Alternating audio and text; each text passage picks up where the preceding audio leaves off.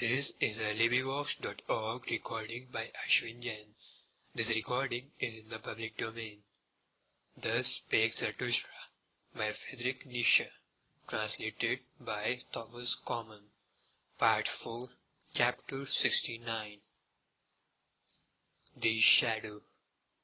Scarcely, however, was the voluntary beggar gone in haste, and Zarathustra again alone, when he heard behind him a new voice, which calleth out, "Stay, Zarathustra, do wait.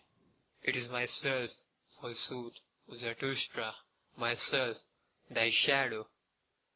Zarathustra did not wait, for a sudden irritation came over him on account of the crowd and the crowding in his mountains. "Whither hath my lonesomeness gone?" spake he. "It is verily becoming too much for me, these mountains form. My kingdom is no longer of this world. I require new mountains. My shadow calleth me. What matter about my shadow? Let it run after me. I run away from it." Thus spake Zarathustra to his heart, and ran away. But the one behind followed after him, so that immediately there were three runners, one after the other, namely, foremost the voluntary beggar, then Zarathustra, and thirdly and hindmost his shadow. But not long had they run thus, when Zarathustra became conscious of his folly, and shook off with one jerk all his irritation and detestation. "What?" said he. "Have not the most ludicrous things always happened to us old anchorites and saints? Verily, my folly hath grown big in the mountains. Now do I hear 6 old fools' legs rattling behind one another? But doth Zarathustra need to be frightened by his shadow? Also, methink it that after all it hath longer legs than mine." Thus spake Zarathustra, and, laughing with eyes and entrails, he stood still and turned round quickly, and behold, he almost thereby threw his shadow and follower to the ground. So closely had the latter followed at his heels, and so weak was he, for when Zarathustra scrutinized him with his glance he was frightened as by a sudden apparition. So slender, swarthy, hollow, and worn out did his follower appear. "Who art thou?" asked Zarathustra vehemently. "What doest thou here? And why callest thou thyself my shadow? Thou art not pleasing unto me." "Forgive me," answered the shadow, "that it is I, and if I please thee not, well, O Zarathustra, therein do I admire thee and thy good taste.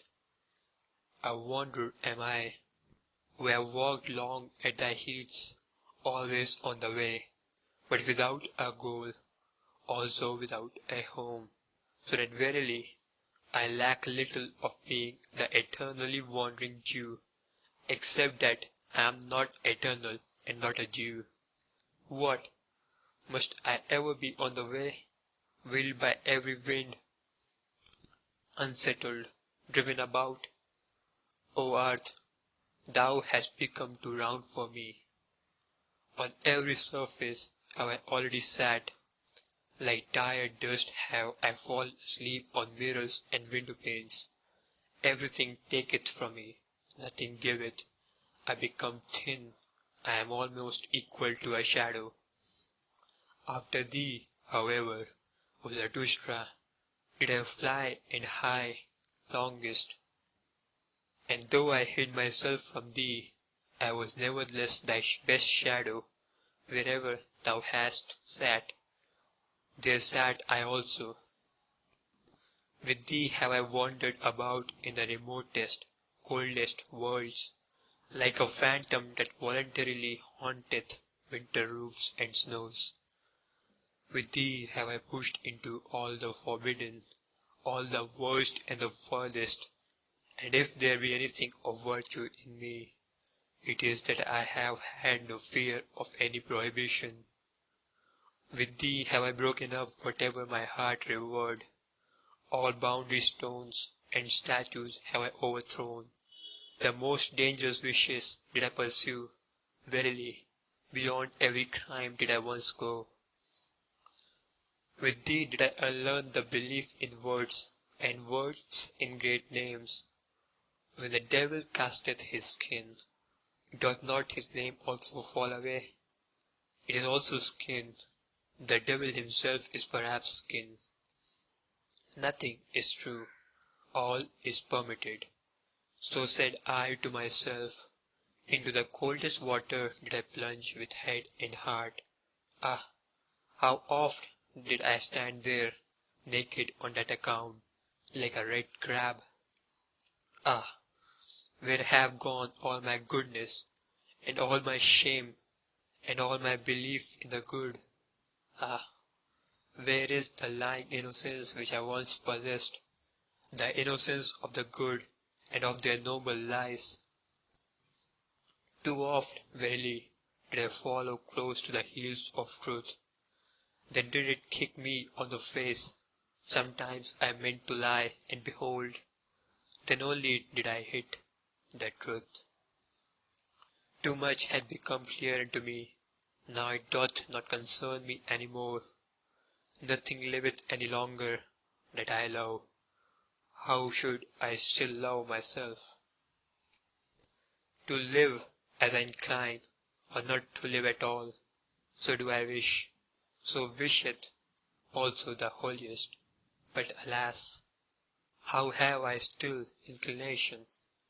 Have I still a goal, a haven towards which my sail is set, a good wind?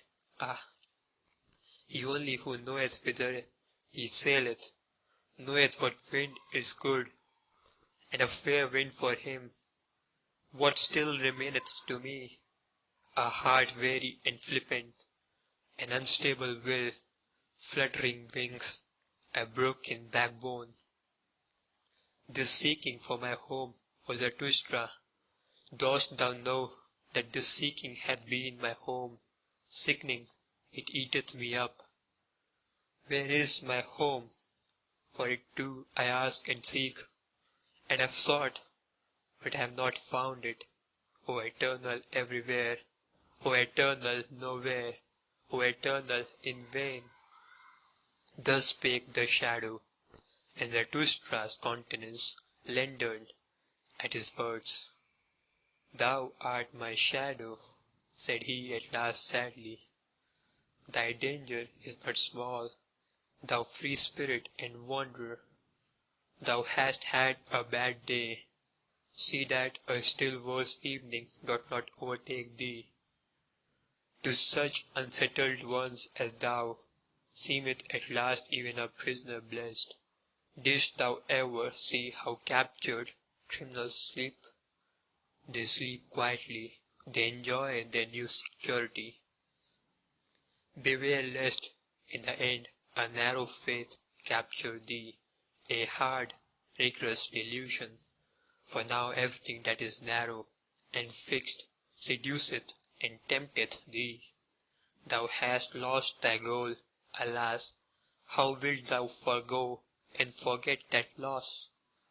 Thereby hast thou also lost thy way.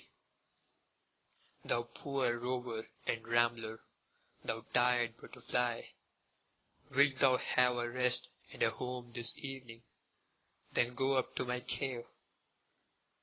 Thither leadeth the way to my cave, and now will I run quickly away from thee again. Already lieth as it were a shadow upon me. I will run alone, so that it may again become bright around me. Therefore must I still be a long time merrily upon my legs. In the evening, however, there will be dancing with me.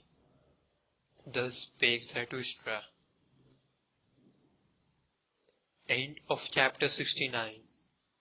Recorded by Ashwin Jain.